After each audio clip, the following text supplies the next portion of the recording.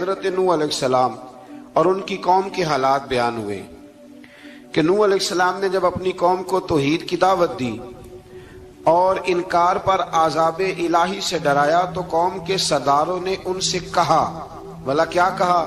کہنے لگے آپ تو ہم جیسے بشر ہیں، تو ہماری طرح ہی ہیں آپ، اور آپ کے پیروکار پسماندہ یعنی غریب لوگ ہیں اور کم عقل لوگ ہیں۔ ہماری رائے میں آپ کو معاذ اللہ ہم پر کوئی فضیلت حاصل نہیں، بلکہ معاذ اللہ ثم معاذ اللہ۔ کہنے لگے آپ تو جھوٹے ہیں، اللہ کے نبی کو کہہ رہے ہیں معاذ اللہ، استغفر اللہ۔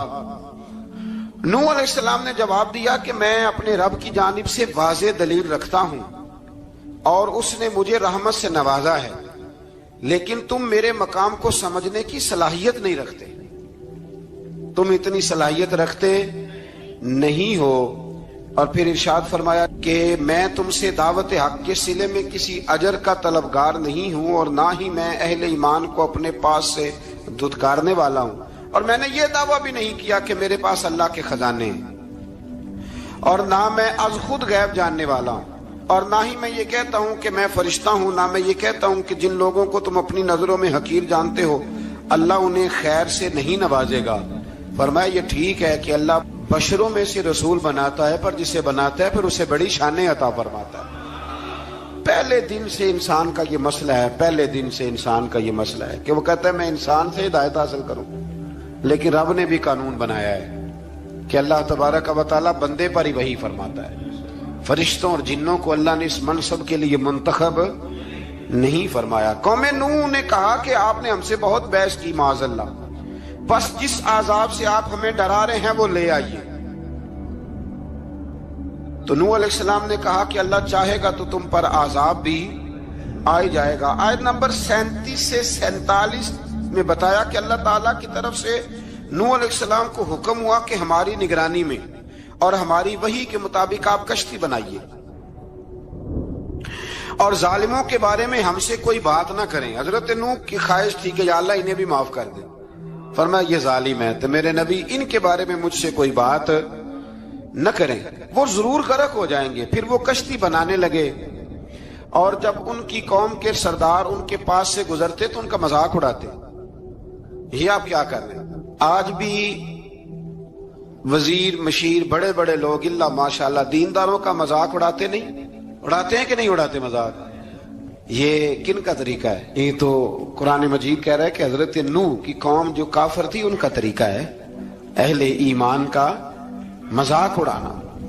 تو وہ مذاق اڑانے لگے۔ نوح علیہ السلام نے کہا کہ وہ وقت آنے والا ہے کہ جب تمہارا مذاق اڑایا جائے گا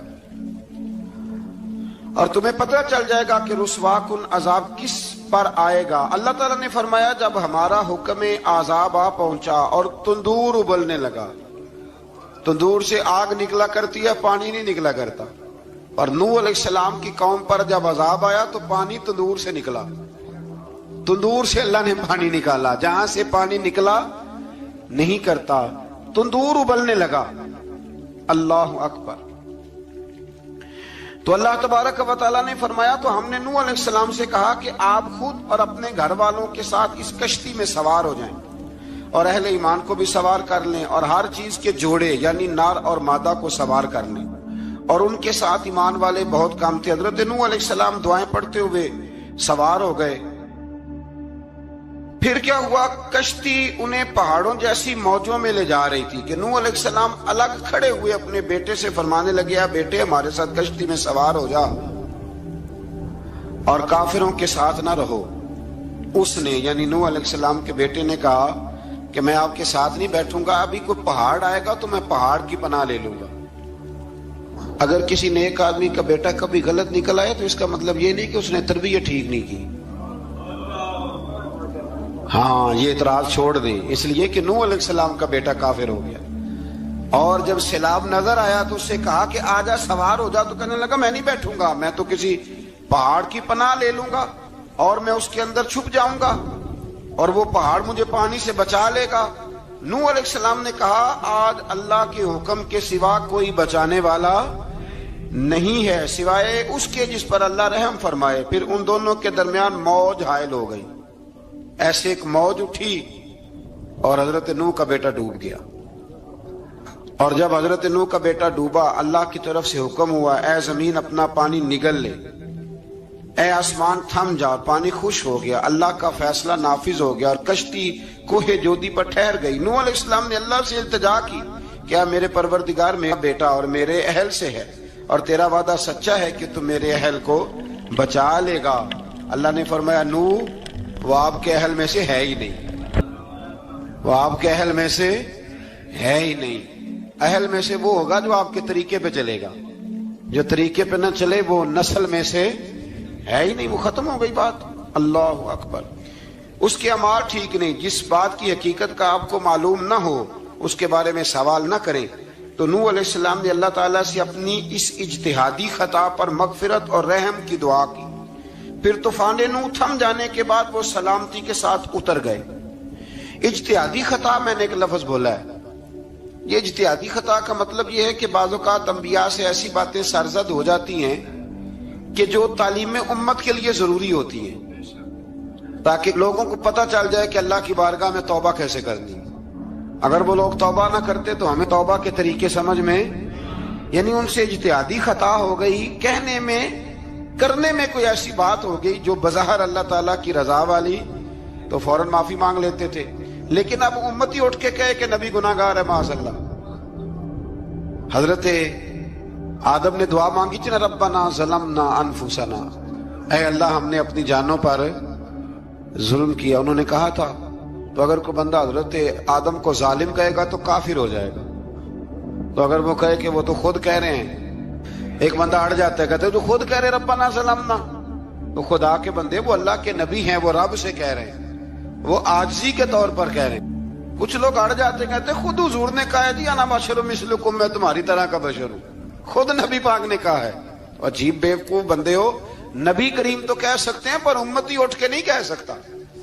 اس نے تو کہنا ہے وہ حبیب اللہ ہے، اس نے تو کہنا ہے وہ قیامت میں شفاعت کرنے والے ہیں، امتی نے تو کہنا ہے وہ سارے نبیوں کے سردار ہیں، وہ امام الانبیاء ہیں۔ امتی وہ لفظ ادا کرے گا جو اس کے بنتے ہیں۔ اب کوئی بندہ اٹھ کے کہہ دے دیکھے نا، ایک بہت بڑا عالم تقریر کرتے ہوئے کہے جی میں تو ان پڑھ آدمی ہوں، تو اس کا شاگرد کہے کہ استاد جی قسم اٹھائے ہاں آپ نے تقریر میں کہا نہیں میں ان پڑھ ہوں، آپ تو ان پڑھ ہے۔ تو یہ بات ادب ہے کہ بے ادبی ہے؟ چلیں اس سے آگے چلتے ہیں، یہ بھی ذرا مشکل سے سمجھ میں آئے گی۔ ایک اور بات جو جلدی سمجھ میں آ جائے گی، ایم این اے جب اعلان کرتا ہے، تقریر کرتا ہے، الیکشن لڑتا ہے تو کہتا نہیں میں قوم کا خادم ہوں، کہتے ہیں نا کہ میں قوم کا خادم سے آپ کیا کچھ کراتے ہو؟ سارے کام کراتے ہیں نا۔ خادم کو بندہ یہ بھی کہہ لیتا ہے کہ جھاڑو دے دے گلی میں، کہتے ہو کہ نہیں کہتے؟ تو اس نے بھی تو سپیکر میں کہا میں خادم ہوں، کہو اس سے کہ جھاڑو دے گلی میں آ کے، پھر پتہ کیا حال ہوگا؟ جھاڑو تو نہیں آئے گا اور ہو سکتا ہے کچھ ہے آ جائے۔ تو اس لیے اب کوئی بندہ کہے جی انہوں نے خود کہا ہے، تو ایک کچھ پوری جماعت ہے لوگوں کی جو بات کو سمجھتی نہیں، کہتے ہیں خود کہا ہے میں بشر ہوں، انہوں نے خود کہا میں غیب نہیں جانتا، انہوں نے خود کہا میرے پاس خزانہ کوئی نہیں، انہوں نے خود کہا میرے پاس کوئی شے نہیں۔ تو اس لیے آپ سمجھیں کسی کے لفظوں پر اگر آپ گرا لگا کے بیٹھیں گے تو پھر اس سے بے ادبی ہوگی۔ تو نوح علیہ السلام نے اللہ سے اپنی اجتہادی خطا کی معافی مانگی۔ اب حضرت نوح کو کوئی خطا کار کہے گا تو بہت بڑا مجرم بن جائے گا، اس لیے کہ وہ اللہ کے نبی ہیں۔ آیت نمبر 50 میں قوم عاد کا ذکر ہے اور ان کی طرف دعوت توحید دینے کے لیے اللہ تعالیٰ نے حضرت ہود علیہ السلام کو بھیجا۔ ہود علیہ السلام نے قوم سے کہا کہ میں تم سے کسی چیز کا اجر طلب نہیں کروں گا، میرا اجر میرے اللہ کی بارگاہ میں ہے، پاس تم اپنے رب سے بخشش مانگو، پھر اس کی بارگاہ میں توبہ کرو، اللہ تعالیٰ تم پر موسلا دار بارش برسائے گا اور تمہاری قوت میں اضافہ فرمائے گا۔ قوم عاد نے دعوت حق کو رد کیا اور ایمان نہ لائے، بلکہ ہود علیہ السلام پر طنز کیا۔ وہ کہنے لگے کہ ہمارے تو معبودوں نے، ہمارے بتوں نے معاذ اللہ آپ کو پاگل بنا دیا ہے، آپ کو مجنون بنا دیا ہے، الٹا حضرت ہود کو کہنے لگے، اس لیے آپ ایسی باتیں کرتے ہیں۔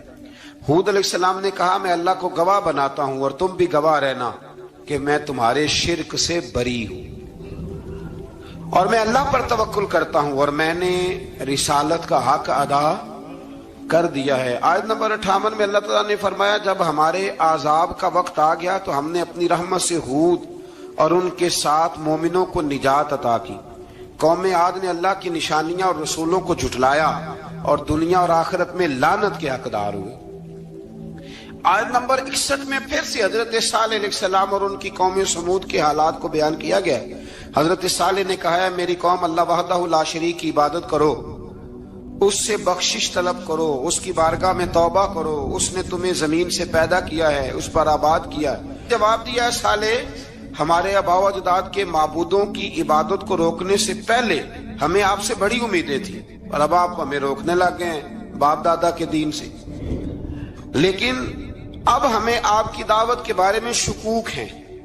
صالح علیہ السلام نے اپنی قوم سے کہا کہ یہ اللہ کی اونٹنی ہے اور یہ تمہارے لیے نشانی ہے، اسے چرنے کے لیے آزاد چھوڑ دو اور اسے تکلیف نہ دینا۔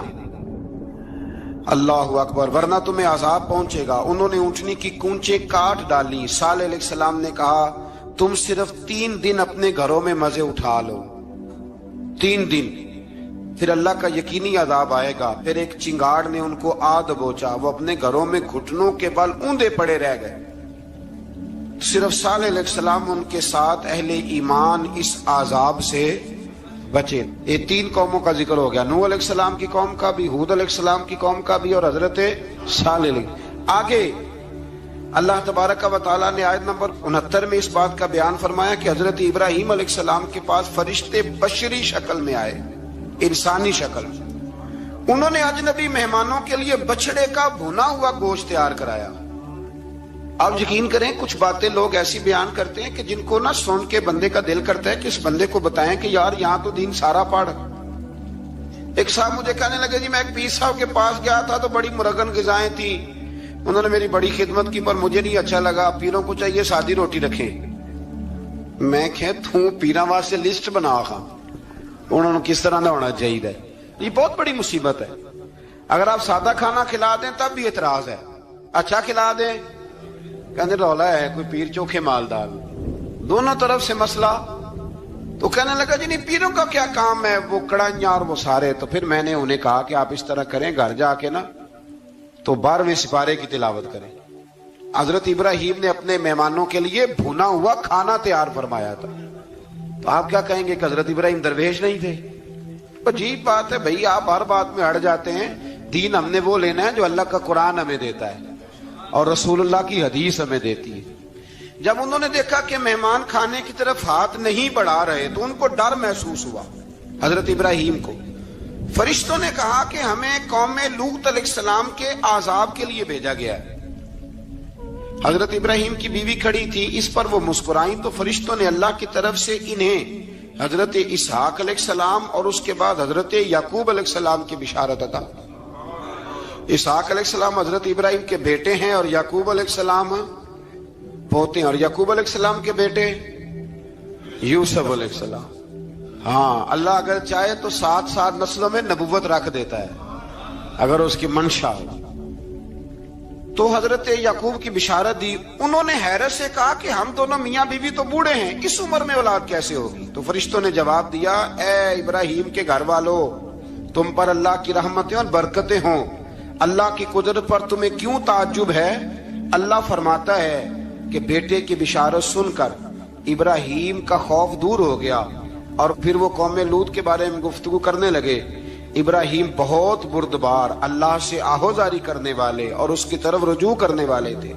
اللہ تعالیٰ نے حضرت ابراہیم علیہ السلام کو فرمایا اے ابراہیم اس گزارش سے آپ گریزاں رہیں، اس کا یقینی فیصلہ ہو چکا ہے اور ان پر نہ ٹلنے والا عذاب نازل ہو کے رہے گا۔ وہ کیا گناہ کرتے تھے؟ لوط علیہ السلام کی قوم کو میں نے بتایا تھا، مرد مردوں سے بدفعلی کرتے۔ تو حضرت ابراہیم نے بھی عرض کی، بار بار گزارش کی، بحث کی کہ اللہ مہربانی فرما ان کا عذاب۔ آپ دیکھیں نبیوں کے حوصلے کتنے بڑے ہیں، قومیں تنگ کرتی ہیں اور طرح طرح کی باتیں کرتی ہیں اور پیغمبر پھر بھی کہتے ہیں یا اللہ مہربانی فرما، اے اللہ ان سے عذاب۔ آیت نمبر 77 میں حضرت لوط علیہ السلام کی قوم کی بدعمالیوں اور لوط علیہ السلام کے اپنی قوم کو بدعمالیوں کے باعث فرشتوں کی آمد، قوم کے بدعمال لوگوں کے دوڑ کر آنے اور حضرت لوط کو ان کے سمجھانے اور ان کے انکار پر مضطرب ہونے کا ذکر ہے، جس پر فرشتوں نے حضرت لوط کو تسلی دی کہ آپ فکر نہ کریں، ہم آپ کے رب کے فرشتے ہیں، یہ آپ اور ہم تک نہیں پہنچ سکیں گے۔ آپ رات کے آخری حصے میں قوم کی طرف توجہ کیے بغیر ہجرت فرما لیں، اس لیے کہ صبح کے وقت ان پر عذاب آئے گا۔ جب اللہ کا عذاب آیا تو اس نے بستی کے اوپر کے حصے کو نیچے کر دیا اور قوم لوط کے اوپر اللہ کی طرف سے لگاتار نشان زدہ پتھر برسائے گئے، لگاتار پتھر آئے۔ آیت نمبر 84 میں اللہ تعالیٰ نے حضرت شعیب علیہ السلام اور ان کی قوم کا ذکر فرمایا ہے اور ان کے جرائم کو بیان کیا گیا ہے۔ وہ ناپ تول میں کمی کرتے تھے، دوسروں کو چیزیں کم تول کر دیتے تھے۔ اللہ تعالیٰ نے ان سے فرمایا کہ فساد فی الارض سے باز آؤ اور اپنے سے پہلے سرکش امتوں کا انجام دیکھ لو۔ جب حضرت شعیب کی نصیحتوں کا ان پر اثر نہ ہوا تو پھر اللہ تعالیٰ نے انہیں بھی عذاب سے ہلاک کر دیا۔ آیت نمبر 94 میں فرمایا کہ جب ہمارا عذاب آیا تو ہم نے اپنی رحمت سے حضرت شعیب اور ان پر ایمان لانے والوں کو بچا لیا، اور ظالموں کو ایک زبردست چنگاڑ نے پکڑ لیا تو صبح وہ اپنے گھروں میں اوندا منہ پڑے تھے، گویا وہ کبھی وہاں آباد تھے ہی نہیں۔ آیت نمبر 96 میں حضرت موسیٰ علیہ السلام کو عطا کیے جانے والے 9 معجزات کا ذکر ہے۔ پھر فرعون اور اس کے پیروکاروں کے باطل روش کے باعث ان کی ہلاکت کا بھی ذکر فرمایا، اور دنیا اور آخرت میں انہیں ملعون یعنی لعنتی قرار دیا۔ جن بستیوں کو اللہ تعالیٰ نے ہلاک کیا ان میں سے بعض کے آثار موجود ہیں اور بعض کے آثار تک معدوم ہو چکے۔ ان میں سے ہر بستی والے اپنے ظلم کے باعث ہی ہلاک ہوئے۔ اللہ تعالیٰ کسی پر ظلم نہیں فرماتا، لوگ خود اپنی جانوں پر ظلم کرتے ہیں۔ جو شخص عذاب آخرت سے ڈرتا ہے اس کے لیے اس میں نشانیاں موجود ہیں۔ آیت نمبر 106 سے اللہ تعالیٰ نے انجام کے اعتبار سے لوگوں کی 2 قسمیں بیان کی۔ 2 قسمیں فرمایا، ایک ہیں سعادت مند لوگ اور دوسرے ہیں بدبخت۔ فرمایا بدبختوں کا ٹھکانہ جہنم ہے جس میں وہ ہمیشہ رہیں گے، اور نیک بختوں کا ٹھکانہ جنت ہے، وہ ہمیشہ اسی میں رہیں گے، اور ان کے لیے اللہ کی طرف سے نا ختم ہونے والی عطائیں۔ آیت نمبر 110 میں حضور صلی اللہ علیہ وسلم کو تسلی دی گئی کہ جس طرح یہ لوگ قرآن کے بارے میں اختلاف کرتے ہیں، اسی طرح قوم موسیٰ نے تورات کے بارے میں بھی اختلاف کیا تھا، اور اللہ نے ان کے اعمال کا پورا بدلہ انہیں دیا۔ آیت نمبر 112 سے سرکشی کو چھوڑ کر احکامات دین پر استقامت اختیار کرنے اور ظالموں کے ساتھ میل جول رکھنے سے بچنے کا حکم دیا گیا ہے، اور فرمایا کہ ظالموں سے میل جول کا انجام دوزخ کی آگ ہے۔ ہم لوگ نہ شکوہ کرتے ہیں، کسی حکومت کو بنے ہوئے 6 مہینے گزرتے ہیں تو شکوہ شروع ہو جاتا ہے، حالانکہ وہ خود تو نہیں نہ بنتے، ان کو کوئی بنانے والا ہے۔ تو ظالم کا جو مددگار ہوتا ہے وہ بھی ظالم ہوتا ہے، اس لیے احتیاط کریں۔ اور یہ صرف سیاستدانوں کی بات نہیں، دنیا کے ہر معاملے میں آپ غور کریں کہ آپ کسی ظالم کے مددگار تو نہیں۔ اللہ تعالی ہمیں حق پر استقامت عطا فرمائے۔ آیت نمبر 114 میں دن کے دونوں طرفوں میں اور ابتدائی رات کے کچھ حصے میں اللہ تعالیٰ نے نماز قائم کرنے کا حکم دیا ہے۔ رات کے کچھ حصے میں بھی نماز پڑھنی چاہیے، اور یہ بھی بتایا کہ بے شک نیکیاں گناہوں کو مٹا دیتی ہیں، اور یہ نصیحت قبول کرنے والوں کے لیے نصیحت ہے۔ آیت نمبر 120 میں اللہ تعالیٰ نے فرمایا کہ ہم آپ صلی اللہ علیہ وسلم کو رسولوں کی تمام خبریں آپ کے دل کی تسکین اور تقویت کے لیے بیان کرتے ہیں، اور ان میں مومنوں کے لیے نصیحت اور عبرت ہے کہ ان ساری باتوں سے عبرت پکڑ لو۔ بچہ صرف وہی جو اللہ کے نبیوں کے طریقے پہ چلا اور نبیوں کے ساتھ رہا، باقی بچ سکے نہیں۔ اللہ تعالیٰ کی طرف سے توحید و رسالت اور وقوع قیامت کے دلائل بھی ہیں۔ آیت نمبر 123 میں فرمایا کہ آسمانوں اور زمینوں میں سب غیب اللہ ہی کے ساتھ مختص ہیں، اور ہر کام اسی کی طرف لوٹایا جاتا ہے۔ آپ اسی کی عبادت کیجئے، اسی پر توکل کیجئے، اور آپ کا رب لوگوں کے اعمال سے غافل نہیں ہے۔ اسی بارے میں نا آگے سورۃ یوسف شروع ہو رہی ہے۔ اس کو اللہ تعالیٰ نے کہا ہے کہ یہ بڑا پیارا قصہ ہے، احسن القصص کا، قصوں میں سونا قصہ۔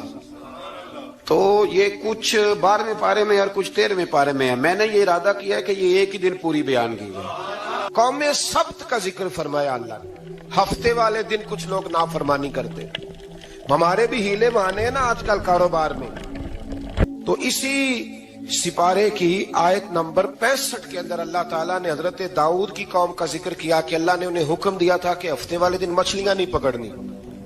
तो वो कहते थे चलो हाथ लगा के नहीं पकड़नी, हाथ लगा के। वो हमारे लोग हीले बहाने तलाश कर लेते हैं ना, वो बड़े जनाब इंश्योरेंस वाला आ गया, अब वो बैंक वाला आ गया, वो फलाने साहब आ गए, वो तरोड़ मरोड़ के कहानियां बातें, और फिर हमें भी रास्ते मिल जाते हैं बचने के। मुफ्ती साहब ने कह दिया था, ओ एक मौलाना से मैंने इनको कहा हफ्ते वाले दिन मछलियां नहीं पकड़ने का, नहीं पकड़ते, छोटे छोटे हौज बना लिए। तो मछलियां ज्यादा आती थी उस दिन, ये भी अल्लाह की कुदरत थी। नमाज के वक्त गाहक ज्यादा आते हैं, ये उसकी कुदरत होती है। तो वो मछलियां हौज में जमा हो जाती हैं। यूं समझ लें कि जाल इन्होंने लगा लिए हुए थे, तो जाल में वो फंसती रहती थी, हौजों में आती रहती थी। हफ्ते को नहीं पकड़ते थे, इतवार को पकड़ लेते थे। तो फिर अल्लाह ने इन्हें सजा दी। फरमाया तमाशे करते हो अल्लाह के हुक्म के साथ। क्या सजा दी? फकुलना लहुम कूनू किरादतन खासीन, फरमाया बंदर बन जाओ धुतकारे हुए। जो रिस्क हराम तरीके से कमाते थे रब उन्हें बंदर बना देता था। अभी भी मैंने देखे हैं बड़े बड़े ताजर पागलों जैसी जिंदगी गुजार रहे हैं, नफसियाती तौर पे सुकून नहीं है, करोड़ों रुपया पड़ा है। क्यों? इसलिए कि रब के बताए हुए तरीके के मुताबिक तिजारत नहीं करते। आगे एक और दिलचस्प बात आ गई। बनी इसराइल के अंदर ना एक शख्स ने अपने चचा को कत्ल कर दिया जायदाद के लिए। ये देखें कब से लोग जायदाद के लिए कत्ल करते आ रहे हैं। चचा को कत्ल कर दिया, और कत्ल करके हजरत मूसा अलैहिस्सलाम के पास आए कि मेरे चचा को किसी ने कत्ल कर दिया है, तो बताएं क्या करना है। तो आपने फरमाया कि गाय ज़िबा करो और उसका एक टुकड़ा मकतूल को मारो, मरने वाले को। वो खुद उठ के बता देगा मुझे किसने कत्ल किया है। अब इरादा नहीं था गाय ज़िबा करने का, तो बहाने करने लगे। इरादा नहीं ना होता तो फिर क्या होते हैं? कहने लगे गाय किस तरह की हो, बूढ़ी हो के बच्ची हो, रंग कैसा हो, जवान हो कि छोटी हो, हाल में एक दफा चलना सीख गई हो या अभी ना सीखी हो। तो बताते गए तो रब भी शर्तें बयान करता गया। गहरे जर्द रंग की हो, हाल के अंदर उसे ना चलाया गया हो, पानी ना निकाला गया हो, ना बच्ची हो ना जवान हो, इसके दरमियान हो। ये सारी शर्तें कहां पाई जाती थी? हजरत मूसा अलैहिस्सलाम की कौम का एक शख्स था जो अल्लाह का वली था। वो जब इंतकाल करने लगा ना, अल्लाह अकबर, देखो रब वलियों की औलादों पर भी कितना फजल फरमाता है। वो जब इंतकाल करने लगा तो एक उसके पास छोटी सी बच्चियां थी, गाय की बच्ची, उसने जंगल में छोड़ दी। कहने लगा या अल्लाह मैं तेरे नाम पे छोड़ता हूं, मेरा बच्चा जवान हो जाए तो उसे दे देना, और तो सरमाया ही कोई नहीं। बच्चा बड़ा हुआ तो बच्चा भी बड़ा नेक था, अपनी माँ का बड़ा फर्मा बरदार था। उसकी माँ ने कहा बेटा तेरे बाप ने एक गाय छोड़ी थी। तो बच्चा जंगल में गया और जाके कहने लगा ऐ अल्लाह मेरी गाय मुझसे मिला दे। तो रब करीम ने वो गाय वापस कर दी। वो गाय घर ले आया। अब वो कहने लगा अम्मा बेच दूं। तो अम्मा कहने लगी बेटा मेरे पूछे बगैर ना बेचना। कई दफा गाहक लगे पर उसने कहा जब तक मेरी अम्मा ना कहेगी मैं बेचूंगा। उधर बनी इसराइल वाले शर्तें जितनी गाय के बारे में पूछ चुके थे वो सारी इसी गाय में पाई जाती थी। तो ये ढूंढते ढूंढते वहां पहुंच गए। तो कहने लगे गाय चाहिए। तो उसने कहा भी तुम्हारी मर्जी से नहीं, कीमत मेरी मर्जी की।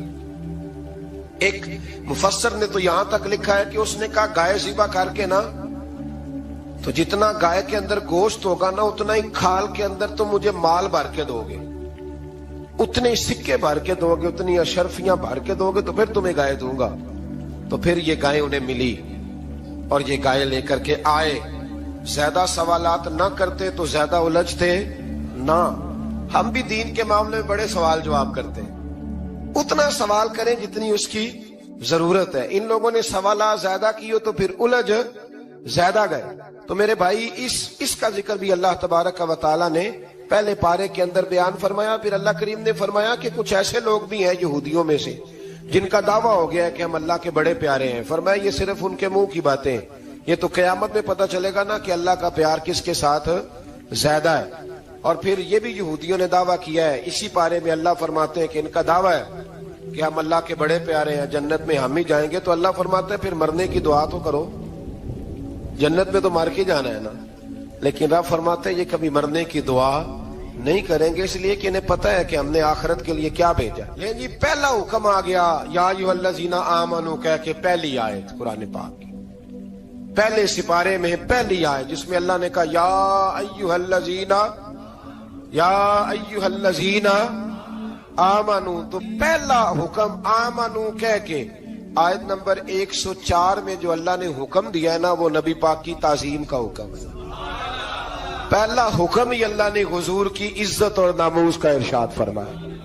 پہلا اس ترتیب کے لحاظ سے وہ ہوا یہ کہ جب نبی پاک کو بات ارشاد کرتے تو صحابہ کرام اٹھ کے عرض کرتے رائینا یا رسول اللہ، حضور سمجھ نہیں آئی ذرا رعایت کر دے۔ تو یہودیوں کی عبرانی زبان کے اندر نہ ذرا کھینچ کے پڑھتے تھے رائینا، تو اس کا معنی بنتا تھا معاذ اللہ اے ہمارے چرواہے، بکریاں چرانے والے کو بھی وہ رائینا کہتے تھے۔ تو جب صحابہ یہ کہنے لگے تو اللہ نے منع ہی کر دیا، فرمایا میرے محبوب کے غلاموں، اس لفظ کے پیچھے چھپ کے، اس لفظ کے پیچھے چھپ کے لوگ میرے نبی کی بے ادبی کر جاتے ہیں، تو جس لفظ کا کوئی ایک معنی بے ادبی والا بنتا ہو وہ لفظ بھی میرے نبی کے لیے نہ کہو، لفظ وہ والے کہو جس میں کوئی بے ادبی کا معنی نکلے نہ۔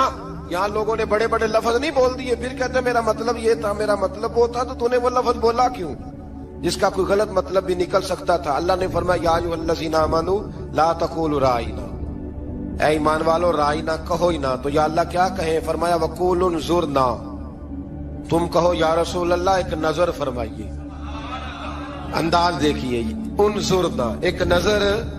تو ہمارے بزرگ تو پہلے ہی بڑے پیار والوں نے کہہ دیا یا رسول اللہ انظر حالنا، کہتے کہاں سے لاتے ہو جملے؟ میں نے کہا اللہ کی کتاب سے، یا رسول اللہ انظر حالنا یا حبیب اللہ اسمع قالا، تو تم کہو انظرنا، محبوب نظر کرم کرے، واسمعوا، اور کیا ضرورت ہے دوبارہ پوچھنے کی؟ اللہ کہتا ہے پہلے ہی دھیان سے سنا کرو، پہلے ہی واسمعوا، پہلے ہی احتیاط سے سنو، وللکافرین عذاب علیم، اور کافروں کے لیے دردناک عذاب ہے۔ لے جی اسی پارے میں اللہ تبارک و تعالیٰ نے پھر اہل یہود کا ذکر کیا، تو یہود کہنے لگے کہ ہم حضرت ابراہیم کے ماننے والے ہیں، تو اللہ کریم نے وہ بھی ذکر کیا کہ میں نے تو ابراہیم کو آزمایا ہے، وَإِذِ ابْتَلَىٰ إِبْرَاهِيمَ رَبُّهُ بِكَلِمَاتٍ فَأَتَمَّهُنَّ، ہم نے ابراہیم کو کچھ چیزوں سے آزمایا ہے، وہ ہماری آزمائش پہ پورے اترے۔ قَالَ إِنِّي جَاعِلُكَ لِلنَّاسِ إِمَامًا، تو پھر ہم نے انہیں کہا کہ ہم آپ کو پوری دنیا کا امام بنائیں گے۔ وہ آزمائش کیا تھی؟ آگ میں جانا بھی آزمائش، بیٹے کا نہ ہونا بھی آزمائش، بیٹا ہوا تو پھر اسے وادی غیر ذی زرع میں چھوڑ کے آنا بھی آزمائش، بڑا ہوا تو پھر ذبح کرنا بھی آزمائش۔ فرمایا جہاں جہاں آزمایا ہے نا، ابراہیم ہماری آزمائش میں پورے اترے۔ فرمایا تو مفت میں حضرت ابراہیم کی اولاد بنتے ہو اور ان کا نام لیتے ہو اور ان کے ساتھ اپنا تعلق بناتے ہو، دیکھو تو صحیح وہ کتنی آزمائشوں سے گزرے۔ تو اس کا بھی اللہ نے اسی میں ذکر فرمایا۔ اور پھر وہ بات کرتے تھے حضرت یعقوب کی اور حضرت اسحاق کی، تو فرمایا وہ تو ہمارے اتنے خاص بندے تھے کہ وصال کا وقت بھی انہوں نے اپنی اولادوں کو نصیحت فرمائی تھی کہ اللہ کی توحید پہ قائم رہنا، اس کا ذکر بھی اللہ نے اسی پارے میں بیان فرمایا۔ اور جو حضرت ابراہیم اور جناب اسماعیل نے کعبہ تعمیر کیا تو اس کا ذکر بھی اللہ تعالیٰ نے اسی پارے میں فرمایا۔ اور فرمایا جب وہ کعبہ بنا رہے تھے تو کہہ رہے تھے ربنا تقبل منا، کہہ رہے تھے اے اللہ بنا ہم نے دیا ہے پر مہربانی فرما ہم سے قبول فرما لے۔ تو جو آیہ کریمہ آخر میں عرض کرنا چاہتا ہوں اس پر بھی تھوڑی توجہ فرمائیں گے تو بات بڑی نکھر کے باہر آئے گی۔ یہ 16ویں رکوع کے اندر اللہ نے پھر یہود کا اور عیسائیت کا ذکر فرمایا، تو اللہ کریم نے ایک بات ارشاد فرمائی، یہودیوں کے ہاں جب کوئی بچہ پیدا ہوتا تھا پیلے رنگ کے ساتھ اس کو رنگتے تھے، یا کوئی خاص رنگ تھا ان کا، بچہ پیدا ہوتا تو اس پر وہ رنگ چڑھاتے کہ یہ جی ہمارے مذہب کا رنگ ہے۔ ہمارے ہاں بھی رسمیں ہیں نا اپنی اپنی، معاذ اللہ اپنی اپنی نہیں ہونی چاہیے، اللہ رسول کا حکم ہونا چاہیے۔ تو یہودیوں کے ہاں بچہ پیدا ہوتا تو ایک خاص رنگ چڑھاتے، عیسائیوں کے ہاں پیدا ہوتا تو وہ بھی ایک خاص رنگ چڑھاتے۔ تو مسلمانوں کے ہاں بچے پیدا ہوئے تو انہوں نے بھی توجہ کی کہ یہ کیا ہو رہا ہے، تو رب کریم نے فرمایا صبغۃ اللہ، رنگ اللہ کا ہی ہے، ومن احسن من اللہ صبغہ، فرمایا اللہ کے رنگ سے زیادہ خوبصورت کس کا رنگ ہو سکتا ہے؟ اللہ کا رنگ کیا ہے؟ لا الہ الا اللہ محمد الرسول اللہ صلی اللہ علیہ. فرمایا نیلے پیلے کالے رنگ نہ چڑھاؤ، اپنے ذہن پر توحید و رسالت کا رنگ چڑھاؤ. یہ سب سے بہترین رنگ ہے. اگر تمہارے ذہنوں پر رب رسول کی توحید کا رنگ چڑھ گیا تو یہ وہ والا رنگ ہے، پھر تمہیں کسی اور رنگ کی طرف جانے کی ضرورت نہیں پڑے گی. تو فرمایا رنگ وہ پیدا کرو جو توحید کا ہے، رسالت کا ہے، اس رنگ کی توجہ کرو. قرآن مجید کے اس پارے میں اللہ کریم نے مختلف باتیں بیان کر کے آخری رکوع میں یہ جو رنگ کا ذکر فرمایا نا، تو یہ لگتا ہے پورے پارے کا خلاصہ ہے کہ رب کریم نے فرمایا اصل بات یہ ہے کہ تمہاری سوچوں پہ رب رسول کی توحید و رسالت کا رنگ ہونا چاہیے. وہ ایک دفعہ مسلمہ کذاب بے ایمان کہنے لگا میں نے بنا لیا قرآن پاک کا جواب. معاذ اللہ. جواب کیا بنایا؟ وہ سورت ہے نا القاریہ تم القاریہ وما ادراک مالکاریہ، کھڑکھڑانے والی. کیا ہے کھڑکھڑانے والی؟ تمہیں کیا پتا کیا ہے کھڑکھڑی؟ قیامت کا ذکر ہے. کہنے لگا میں نے اس جیسی صورت بنا لیا. تو کیا بنایا؟ الفیل ملفیل وما ادراک ملفیل. کہنے لگا ہاتھی. تمہیں کیا پتا کیا ہاتھی؟ تم کیا جانو کیا ہاتھی؟ تو پاس جو اس کے اپنے بیٹھے تھے نا چیلے، وہ کہنے لگے چپ کر جا، سارے زمانے کو پتا ہاتھی کیا ہوتا ہے. تو پاگل ہے، اس کے دو کان ہوتے ہیں، ایک سونڈ ہوتی ہے، چار اس کے پیر ہوتے ہیں. بیوقوف آدمی قرآن کا مقابلہ کرنا ہے تو کچھ چاج کے ساتھ کر. پاگلوں کی طرح مقابلہ کرے گا، جوتے کھائے گا بھی ہمیں بھی پڑھوائے گا. تو قرآن مجید کا کوئی مقابلہ کر سکا؟ تو اس آیہ مبارکہ میں اللہ نے کافروں کو یہ کہا اگر مقابلہ نہیں کر سکتے تو پھر اللہ سے ڈرو، ورنہ دوزخ میں ڈالے جاؤ گے، وہ جس کا ایندھن آدمی اور پتھر ہے، اور بنائی بھی کافروں کے لیے گئی ہے. اعدت للکافرین. جہنم کس کے لیے بنائی گئی ہے؟ کافروں اور منافقوں کے لیے. مسلمانوں کے لیے بنائی گئی. مسلمان مرضی سے چھلانگے لگائیں تو ان کی موج ہے، ورنہ ان کے لیے جہنم، ان کے لیے اللہ نے جنت بنائی ہے. اور یہ بات کرتے ہی رب کریم نے فرمایا اے محبوب علیہ الصلوۃ والسلام مومنوں کو خوشخبری دے دے کہ اللہ نے ان کے لیے جنت بنائی ہے، اس میں باغات ہیں، انہیں رزق دیا جائے گا کھانے کے لیے، اور اس میں انہیں پاکیزہ بیویاں دی جائیں گی، اور پھر وہ اس میں ہمیشہ رہیں گے، انہیں اس سے نکالا نہیں جائے گا. آگے جو آیات کریمہ ہے نا اس کے اندر اللہ تبارک و تعالیٰ نے فرمایا ہے کہ اللہ حیا نہیں کرتا سمجھانے کے لیے مچھر کی مثال بھی دینی پڑے. فرمایا قرآن سے کچھ لوگ ہدایت حاصل کرتے ہیں اور کچھ گمراہ ہو جاتے ہیں.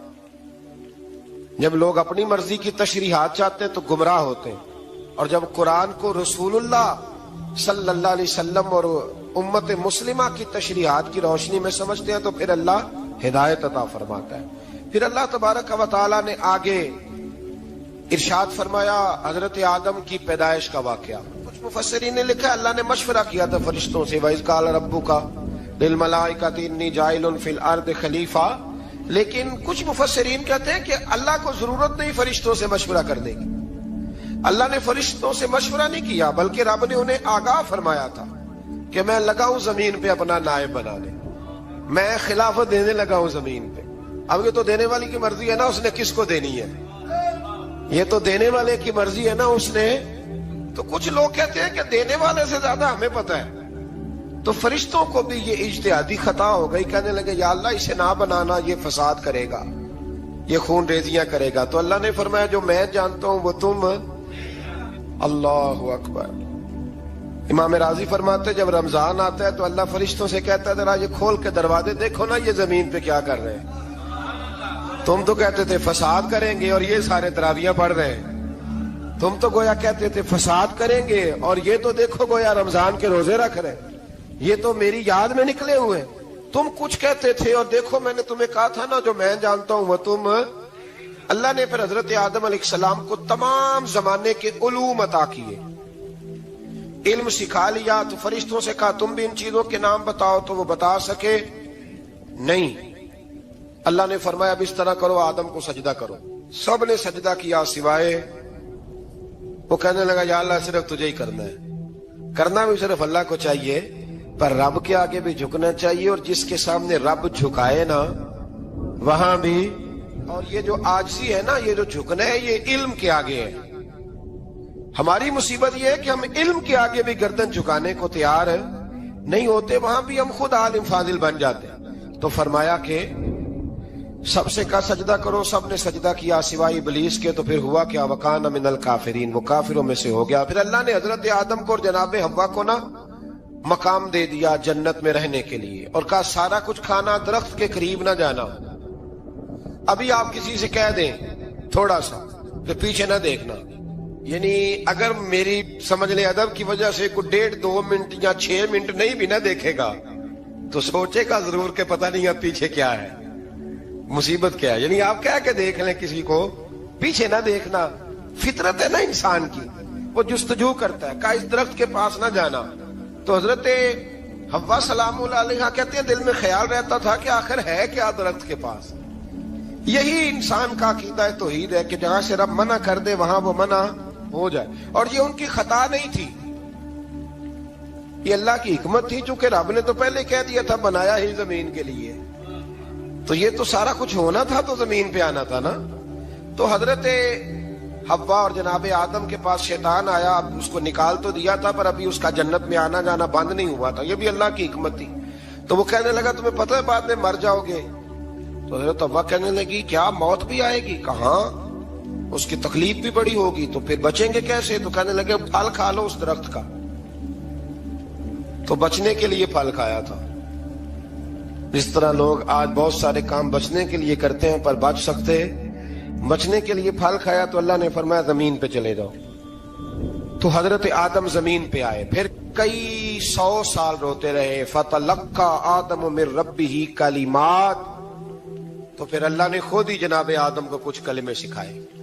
علامہ اسماعیل حقی فرماتے ہیں وہ کلمے یہ تھے کہ حضرت آدم نے میرے نبی کا وسیلہ پیش کیا، اللہ کریم نے جناب آدم کی دعا کو مقبول فرما لیا۔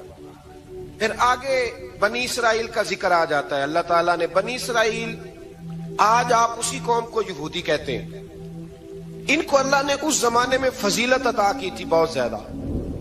تو عرب کے اندر جب نبی پاک علیہ السلام نے اعلان نبوت کیا تو کچھ لوگوں نے یہ کہہ دیا کہ اگر یہ یہودی کلمہ پڑھ لیں گے تو ہم بھی پڑھ لیں گے۔ تو پھر اللہ نے انہیں یاد کرایا کہ تم اصل میں کیا ہو، تمہیں کلمہ پڑھنا چاہیے۔ تو اہل یہود کا تذکرہ کرتے کرتے رب کریم نے ایک بات یہ بھی ارشاد فرمائی کہ تم لوگوں کو تو کہتے رہے ہو کہ وہ نبی آنے والے ہیں، وہ نبی آنے والے ہیں، اور جب آ گئے ہیں تو ماننے کو تیار نہیں ہو۔ تو فرمایا تأمرون الناس بالبر وتنسون انفسکم وانتم تتلون الکتاب، لوگوں کو بھلائی کا حکم دیتے ہو اور اپنے آپ کو بھول جاتے ہو، افلا تعقلون، تمہیں عقل نہیں؟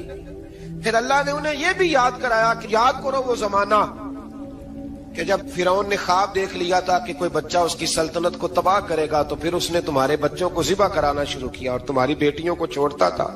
فرمایا یہ بھی تو تم نے دیکھا، میں نے تمہیں پھر تم سے کہا جہاد کرو قوم عمالقہ کے خلاف، تو مقام طیہ میں جا کے یہ لوگ کہنے لگے ہم سے جہاد نہیں ہوتا۔ اللہ نے انہیں ایک میدان میں قید کر دیا، بڑی دلچسپ بات، قید تو لوگ ہوتے ہیں نا چار دیواری میں، تو اللہ نے بنی اسرائیل والوں کو جب انہوں نے کہا ہم جہاد نہیں کریں گے تو اللہ نے میدان میں قید کر دیا۔ میدان میں، یہ یاد رکھیں، جب انسان اللہ کی نافرمانی کرتا ہے تو اسے ایسی قید ملتی ہے جس کا اس نے تصور بھی نہیں کیا ہوتا۔ ایک میدان ہے مقام طیہ، قید ہو گئے، سارا دن سفر کرتے تھے، سارا دن، تو رات کو تھک کے سوتے تھے، صبح اٹھتے تھے نا جب تو وہیں ہوتے تھے جہاں کل صبح چلے تھے۔ تو رب جب کسی کو قیدی بناتا ہے تو اسے زنجیروں کی، سلاخوں کی ضرورت، دعا فرمائے اللہ تبارک و تعالی غموں سے نجات عطا فرمائے، یہ دعا فرمائے، ایسی قید دیتا ہے کہ جس سے پھر چھٹکارا ہو سکتا۔ تو بنی اسرائیل کا بہت زیادہ تذکرہ اس بارے میں اللہ تبارک و تعالی نے پھر بیان کیا، اور پھر کہا کہ انہیں جو حکم دیا جاتا تھا یہ اس کی سرتابی کرتے تھے، پھر اللہ نے ان پر ذلت نازل کر دی اور یہ ہمیشہ اس کا شکار ہے۔ صل علی سیدنا و مولانا محمد، اللہم صل علی سیدنا و مولانا محمد۔ اللہ کے شیر ہے در کرار پر درود، اللہ کے شیر ہے در کرار پر درود،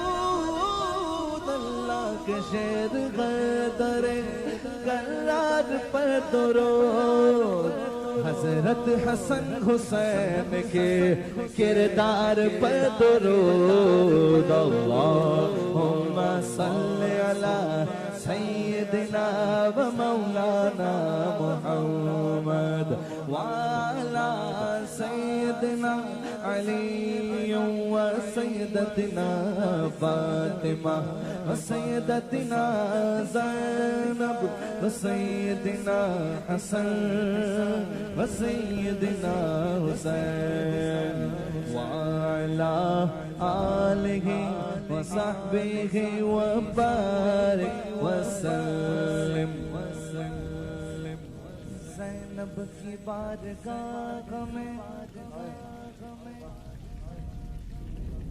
زینب کی بارگاہ میں زینب کی بارگاہ میں زینب کی بارگاہ میں سلام نیاز ہے زینب کی بارگاہ میں سلام نیاز ہے جو مرتضیٰ کی لاڈلی زہرا کا ناز ہے اللہم صلی علی سیدنا و مولانا محمد وعلی سیدنا علی